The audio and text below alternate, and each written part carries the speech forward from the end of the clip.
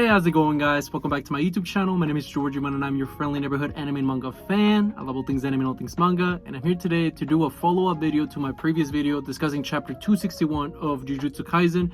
In my previous video, I discussed the early leaks that we had gotten.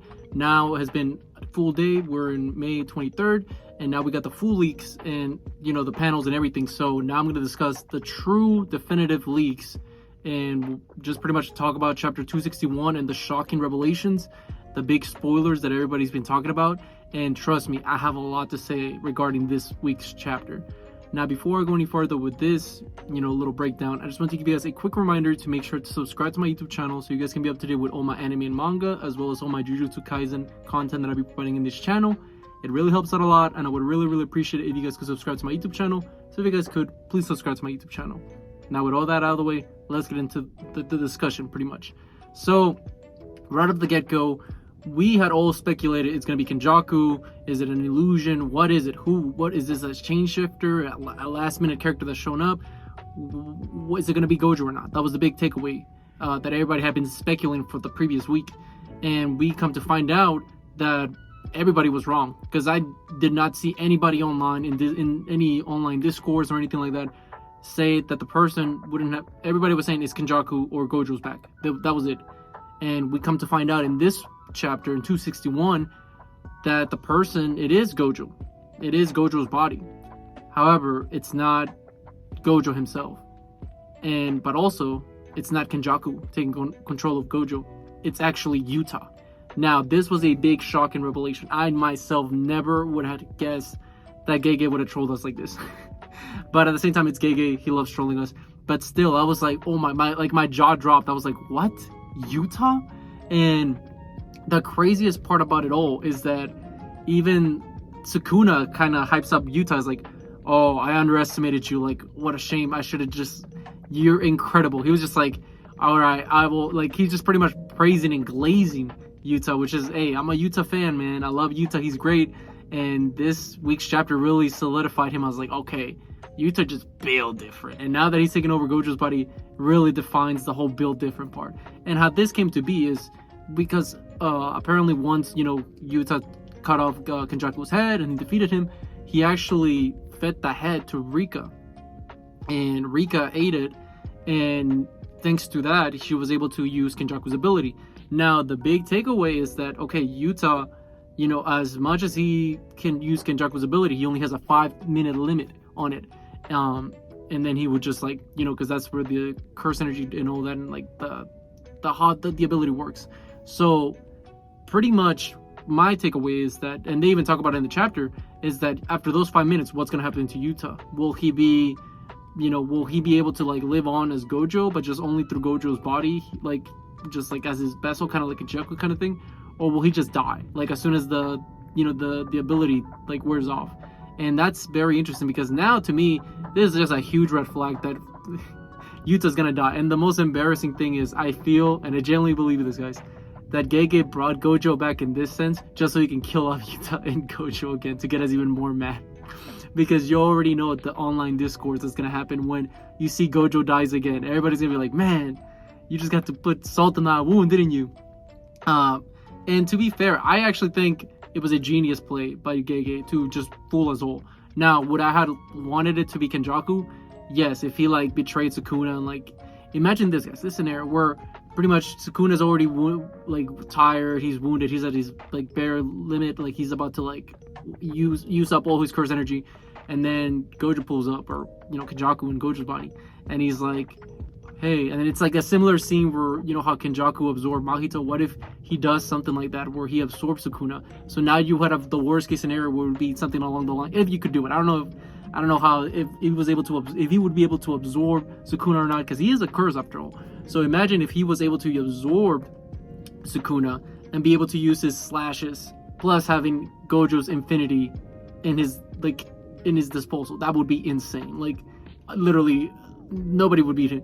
So, which would be the reason he didn't do it. I think genuinely Gege, he knows better than that. I think it'll be cool, fanfic, what I just pictured. I think it would be really awesome. But as a writer, you might think to yourself okay, how do I write myself out of this?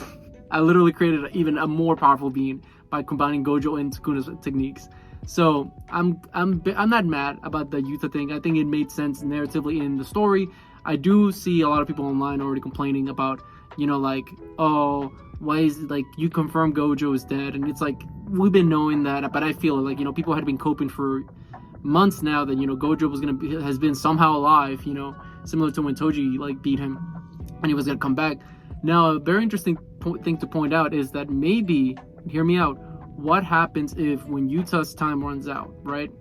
And we do know, like, similar to, let's picture something along the lines like, remember back in Shibuya where we saw the grandma and the dude, how they took over Toji's body or whatever by inhaling a piece of, like, eating something from Toji. They were able to be like, he was able to transform into Toji, but then Toji overpowered the soul. So what if, hear me out guys, what if Yuta's time runs out, right? But then Gojo's able to overpower the soul by having, like, going through Yuta's brain. I'm just throwing a wild like, conspiracy theory right now. What if once Yuta dies, Gojo eventually is slowly able to regain his, like, soul back into his body? I know it's hard to explain, but just picture like the Toji scenario where, you know, Gojo, because they're using his body technically and his cursed energy. What if his, or like in Hunter x Hunter, have you guys seen that? Or like, what if it's like a Pito where like the Nen gets like a buff and like he's able to like come back? Like, that would be insane. I don't think so. I think that Gege is just bringing Gojo in the sense of bringing him back in as Yuta taking control of him, so he can just kill Gojo again to run this to put more salt on the wound. But hey, at least we're getting something cool of it, because in this chapter, like I said, now as Yuta is helping out what's his name, Todo and Gigi, you know, Yuta solidifying himself as the real MC, right? We see that's where, you know, he steps up, and then they explain the whole situation where they took you know, Gojo's body back to Shoko, and then you know, she was able to like come to the idea, like that's where they came up with the idea of the like planning ahead, how they were like, what if I took over Gojo's body, would it work? And that's where they present all the scenarios. Also, a thing I wanted to note is that Amani or whatever his name is, the person that's friends with Juji, like the guy that's with Shoko's assistant or whatever, that dude curse technique is awful, utter garbage. Pretty much, if you guys didn't see, is that pretty much his curse technique is that he can pretty much produce sugar into physical, like he can output sugar as much as he can intake. So like, let's say like I have a bunch of sugar in my bloodstream, I can make something creating that sugar, but like in the sense like a candy bar or something. Like what? Like, bro, imagine being called to the calling games and that's your curse technique. Like, bro, what are you doing? That was funny. That was really funny. Also, Shoko with that ponytail. Whew, that's all I'll say. Whew, shoot. I mean, Shoko always slays, but yeah, that ponytail, you know, she was slaying a little more, if I say so myself.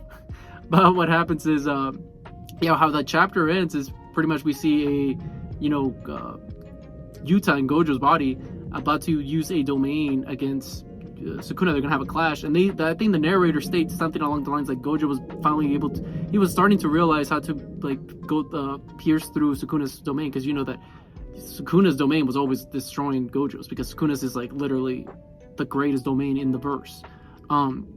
So yeah, I'm very interested to see how this plays out, because I myself, I was not expecting this. This was a very welcoming surprise, because like I said, Kenjaku showing up, as cool as that sounds, and trust me, I was on that camp, like imagine he's the final villain, right? And like Sukuna teams up with him, but that would have been like way too, like I think that would have been way too corny if they team up to defeat him. Like Kenjaku taking over Gojo, in theory, would be insane. Like that would be literally, like they're already at a bad predicament. That would be like the nail in the coffin at that point. I did see also a person say that what happens if when Yuta's curse ability runs away and he just like reverts back to a brain, what if Kenjaku actually takes over Yuta's soul, because he's technically inhabiting Yuta through Rika, and it's a whole scenario, it's a whole cluster, like fuck, I'm not like it's just a mess. Like the way to describe it, but it'll be interesting.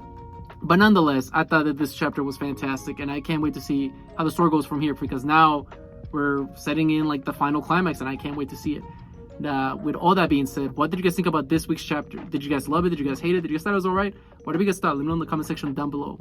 Also, thank you so much for sticking all the way to the end of the video. I really appreciate it. And don't forget to like, comment, and subscribe to my YouTube channel for more Jujutsu Kaisen, as well as more anime and manga content in the near future. But yeah, with all that being said, I hope you guys have a great rest of your day. Bye bye.